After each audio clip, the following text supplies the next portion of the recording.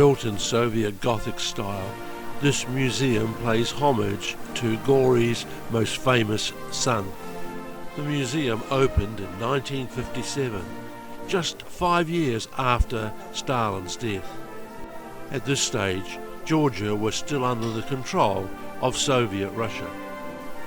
And so the building today still reflects its communist origins, and it has the impression of a shrine to a communist saint.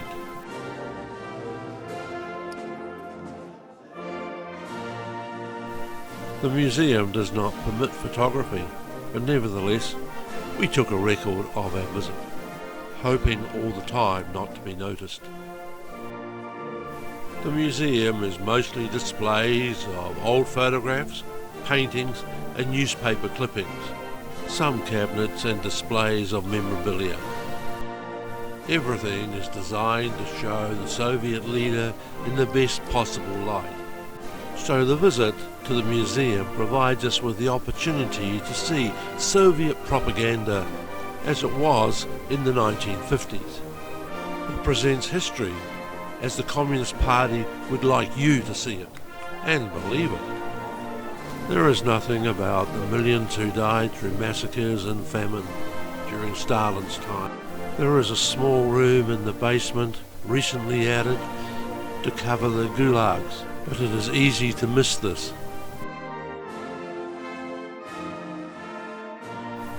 Photographs are selected to show a strong friendship between Lenin and Stalin, so that Stalin is seen as the legitimate and logical successor to Lenin.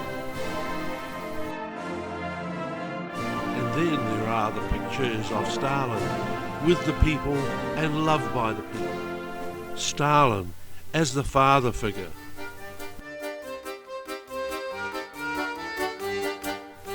And then there is Stalin, the great politician, the leader of the nation, the successful military leader. During Soviet times, photos were often manipulated and retouched, adding and deleting figures, depending on their current political standing. So who was deleted from this photo?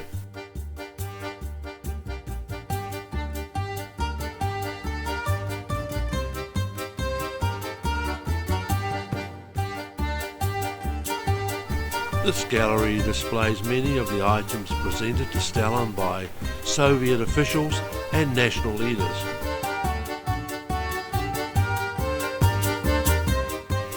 And this display represents Stalin's office and his desk.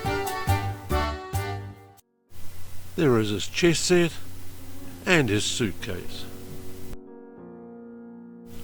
And then there is the most hallowed part of the museum, the holiest of holiest, displaying Stalin's death mask. This is one of the 12 death masks taken from Stalin.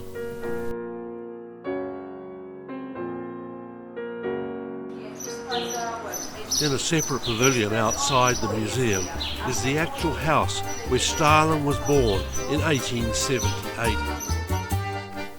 Also on display is Stalin's original armour-plated railway carriage. Weighing 83 tons, this carriage was used by Stalin from 1941 onwards. It took Stalin to the Alta and Tehran conferences towards the end of World War II.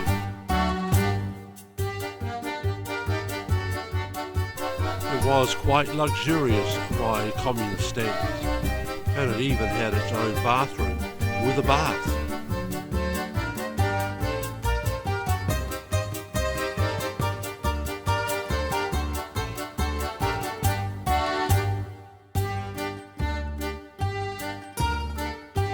And there was a lounge and a meeting room.